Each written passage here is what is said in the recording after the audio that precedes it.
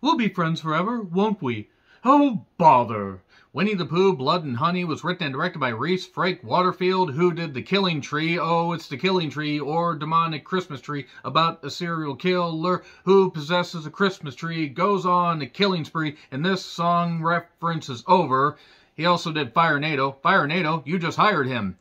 If anybody gets that reference, I will absolutely love you guys. And this is, wait for it, sit down, grab a drink, calm down. In fact, just do some meditation. Calm down. Find your center, because I'm going to blow your mind here. Winnie-the-Pooh, Blood and Honey is a horror adaptation of the classic Winnie-the-Pooh books, animated shorts, and movies. I know, shocking, that something with the Winnie-the-Pooh name could actually be turned into a horror movie. How is this possible? Would Disney fund this? Well, no, because the Winnie-the-Pooh name became public domain. An independent studio said, shit, we're going to dive on this, and we're going to make a horror adaptation of it. We're going to throw $250,000, $500,000, maybe. I'm not actually sure on the budget. And we're going to have a viral marketing campaign. And it's going to end up either sinking or swimming. So it actually ended up making close to $2 million at the US and Canada box office and $4.5 million worldwide. So as far as success, this was a pretty roaring success from a financial standpoint. Now, when the idea was first announced, I was all for it. I was like, okay, yes, this looks stupid. I'll watch this. This could be campy. This could be fun. Then you saw the stills and you saw the trailer, and I was like, okay, still, I'm sold on it because campy, fun. You guys in Winnie-the-Pooh and Piglet costumes with goofy masks and everything, doing killings and having a good comedic twist and just having fun with the concept of Winnie-the-Pooh and Piglet turning into killing machines. And the plot, such as it is, has Christopher Robin meeting some abominations, as they're said by the narrator, in the woods. Eeyore, Piglet, Pooh, Rabbit, Owl, kind of half animal, half human creatures that don't really know about humans. They live in 100-acre woods. And Christopher Robin gets some food, they bond, they play, they have fun and everything. We'll be friends forever. I'll never leave you. And then he decides to go to college. And now that the land apparently is barren for some reason, and they've gotten used to human contact, they end up swearing off ever talking to humans, ever speaking like humans again, and they will kill all humans. Because apparently they're Bender from that early, episode of Futurama. So, yeah, from there, 5 years later, Christopher Robin and now his wife, Mary, not even Bloody Mary, they don't even go that route. They go back to the 100-acre woods because he wants to prove that all that stuff he talked about is not actually, crazy fantasy, as it were. Well, let's just say that doesn't go all that well, and then we talk to, we find out that there are a bunch of other girls that are going to end up being kind of the central characters, including Maria, played by Maria Taylor.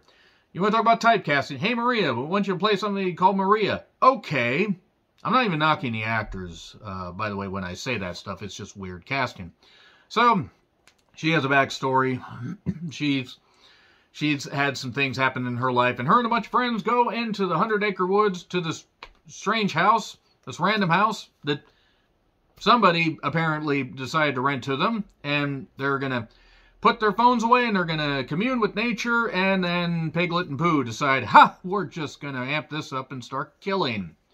So that's pretty much your plot right there. It's just an occasional scene of Pooh and or Piglet, or both, deciding to just go on a murdering spree. Because Christopher Robin abandoned them. Okay, I want to say right now that the opening with Christopher Robin, as a child, feeding Pooh and friends, that's actually a decent storybook opening. That actually wasn't all that bad. I was like, okay, that's campy, that's ridiculous. That's embracing the comedic tone that this movie needs, because as far as a plot and everything, it wasn't going to be anything good. And then the movie started. And then the movie kept going. And the movie kept going.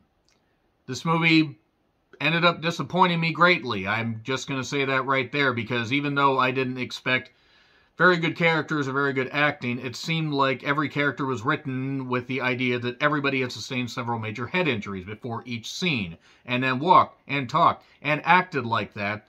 In fact, I'm pretty certain that while everybody had fun making this movie, and while there are a couple okay scenes where the gore ends up being amped up.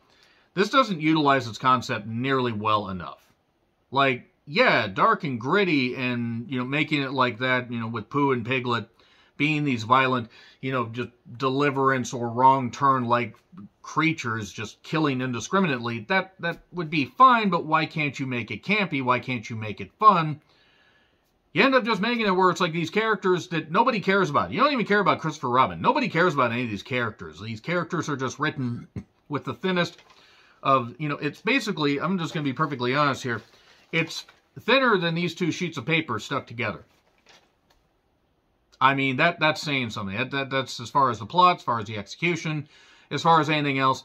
And even the gore isn't really ultimately that good. It's dark, literally for the sake of being dark, because granted, the movie is low budget, and that's fine. You can have some fun making a low budget movie.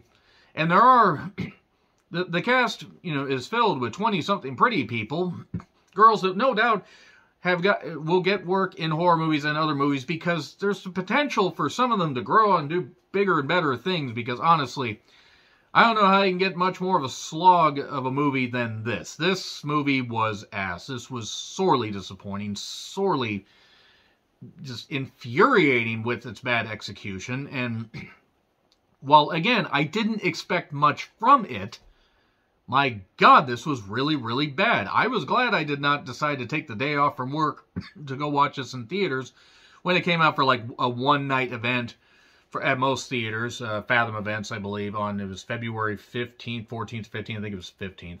And it just came out on streaming. I rented this for $10. Gladly. I'm just saying right now. I put $10 towards Terrifier 2, and I had way more fun watching this than Terrifier 2 because it was also an hour shorter than Terrifier 2. Fuck Terrifier 2. The movie is terrible. This was also terrible, though. Because every character has to do stupid things in horror movies to make, the killer seem unstoppable or this, but in this case, they just took the most threadbare, basic things where it's like, oh, this person's like, oh, I have this weapon. Oh, shit, I don't remember where I put it. Oh, we should have kept our phones with us. Maybe we should have gone to a house, I don't know, somewhere other than the 100-acre woods that people have told us you probably shouldn't go to, but we just don't want to listen to the news reports because the man's just trying to keep us down, man. And yeah, again, 20, early to mid 20-something pretty people that, no doubt, probably were having a blast doing this. There's one, but none of the death scenes. I mean, the gore at times is all right, but none of the death scenes are any good or inventive. And just when it seems like, we're going to get campy, it pulls back. And I just don't get it. I just don't get that at all. I'm going to get into spoilers. Not that spoilers will fucking matter about this, but there are things I want to talk about that will spoil a lot of stuff. I do want to say first, though, I mean, the cast, they did the best they could. The acting wasn't great, but the writing was especially shit. I don't think Reese Frank Waterfield is going to end up doing much more than just schlock like this. But you know what? You can make a living off of stuff like this. He obviously has a knack for making it. Was it a little bit better than The Killing Tree or Demonic Christmas Tree? Kinda. But like that movie, it didn't execute or utilize its it didn't utilize its concept properly. It didn't really do enough, at least in my opinion. So I'm going to get into spoilers, just so you know. It's available for a few bucks on Amazon. There you go. 3, 2, 1, and spoilers. Okay, so let's talk about these heavy-handed spoilers. So,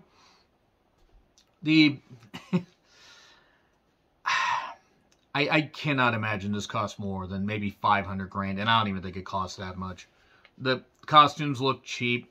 The girls look good. They look like they were, they were the typical cast of girls. They were like, oh, I'm the dumb blonde with the big tits that's going to get killed in a hot tub, or I'm, this is going to be the badass and I'm going to get killed indiscriminately and stupidly. The animated opening was fine. It was kind of funny that they ended up eating Eeyore for sustenance, and that caused him to turn feral. I don't know what. But Eeyore was a depressed son of a bitch, so it made sense. So, Christopher Robin's wife, Mary, returned. Mary quickly realizes this is a really bad idea. For some reason, they now have even though they've gone feral, they've decided to kill a whole bunch of people to the point they have the house set up. It's like a tree house-like thing. They have trailers set up that they all sleep in, seemingly. You only see Pooh and Piglet, unless I just totally stroked out and didn't see any of the other characters. Eeyore, R.I.P. written on a piece of cardboard. It's like the Wrong Turn, camp, if you remember the movie Wrong Turn, like the worst Wrong Turn movie, i.e. pretty much anything after the first one. And then Piglet and Pooh show back up from doing something.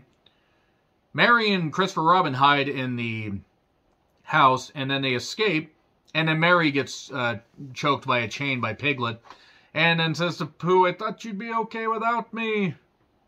And then they end up kidnapping Christopher Robin, by the way. So, 13 minutes into an 84-minute movie with end credits, we get, the credits, the opening credits, the title and all that. Stay out of the woods. 100 Acre Woods will not save you. When were they going to save us? Why would anybody expect woods to save them? What the fuck is this? So Maria is the heroine, so to speak, has had issues, was stalked by somebody, who apparently was played by the same guy that played Piglet. And I don't know why in the world when they went into the woods, there was a broken down gas station straight out of Deliverance. Seriously, it was amazing. This had to have been filmed in the UK somewhere. So, they go to the house. Oh, it's a TARDIS house. It's bigger on the inside. And they give up their cell phones because they're going to commune with nature. May Kelly, the redhead from The Killing Tree, ends up being lost and ends up getting killed. The thing I found funny about this movie, actually, before she got killed, apparently, even though these woods, they're supposed to be woods, you just run in any random direction for 50 feet and you're going to pop into a building. She ends up getting attacked by Pooh. Her shirt gets ripped off, and she ends up getting thrown into the wood chipper. Gratuitous nudity. I think that's the only gratuitous nudity in the entire movie, actually. Whatever. So, Maria tells her feelings of unease, how she was being stalked. Oh, I see. It's okay when people in the UK do that. And then, actually, it's not.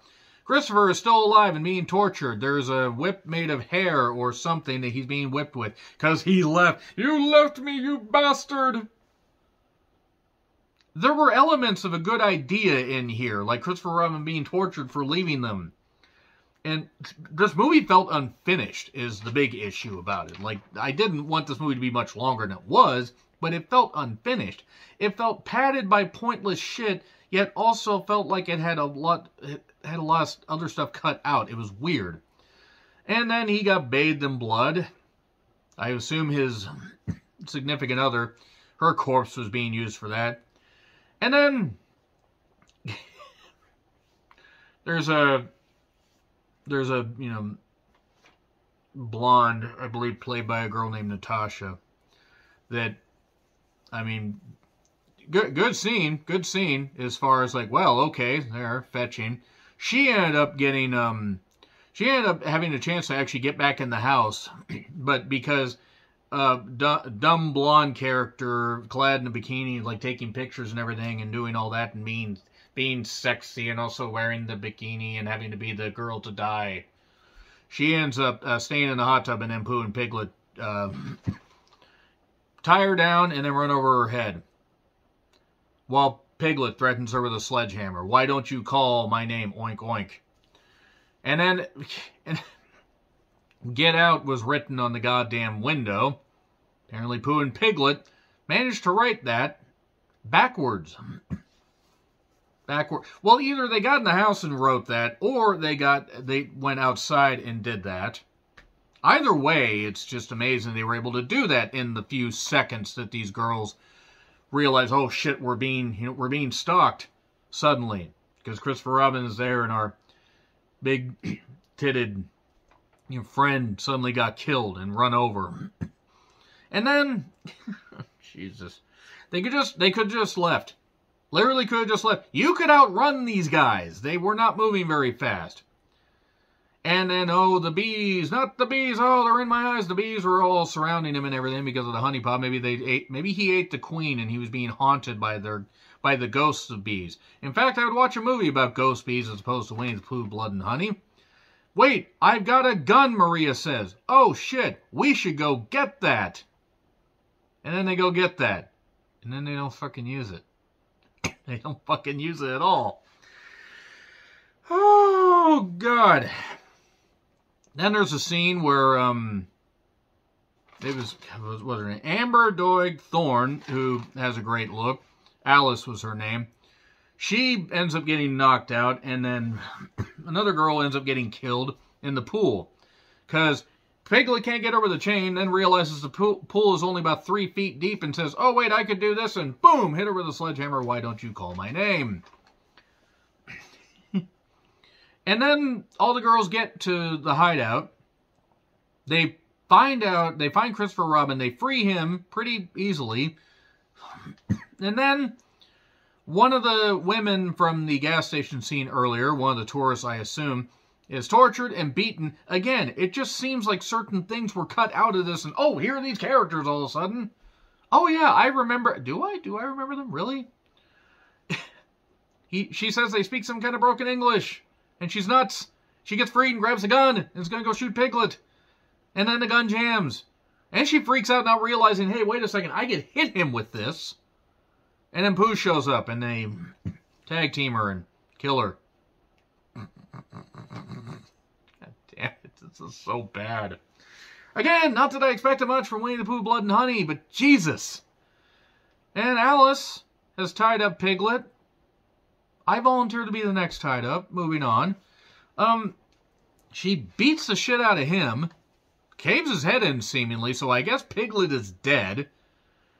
Or at least on life support. And then, that would be hilarious to see them brought into the hospital. Oink. He needs a breathing tube. Oh, bother. This medical insurance. Why Pooh sounds suddenly like he should be twisting mustache? Yes! So anyway, Piglet's dead. But then Alice dies because she forgets, oh wait, there's 2 of them. That was disappointing. Christopher Robin just has disappeared by this point. These hick guys show up, including the one guy that worked at the gas station, or lives at the gas station. That gas station doesn't look like it's been operational since the Eisenhower administration. And then these hick guys show up, they try to beat the shit out of Pooh, and then he has honey that apparently has magical powers, and oh no, he's burning them, he's honey slapping them to death with his hot, hot honey. This hot, sticky, sweet goodness all over his hands. You're welcome for that. And then Christopher Robin shows up after the truck that the 2, Maria and one of the girls, I don't remember her goddamn name, I don't fucking care. Maybe it's Jessica. But anyway, they get into the truck. Pooh is climbing in the truck. They could have slammed on the brakes at any point and bashed him into the window, or they could have thrown him off and run him over. But no, they couldn't do that. Then Pooh is suddenly trying to get at Maria after the friend, Jessica, possibly died. The one that got beheaded, the one with the glasses. And then Christopher Robin shows up and runs Pooh into the other truck, pinning him there. And then they're going to stumble and get away. And then Pooh pushes the vehicle away and kills Maria. After Christopher Robin pleads, no, it's me that you want. It's me, no, don't kill indiscriminately. And then he kills her and he says, you left. And then it just ends. It fucking ends. It wasn't even campy. It wasn't even fun. He's just like, oh, okay, you had this concept. You had this great idea. Even with a small budget, you could have made it campy and ridiculous. At least go the comedy route. F. Gets an F. Winnie-the-Pooh, Blood and Honey sucked. And I'm disappointed to say that. Because I really wanted this to be good. I wanted it at least to be fun. Anyway, agree, disagree with what I said, like, share, subscribe, Twitter handle in the description. I'm John Replin. I'll see you soon.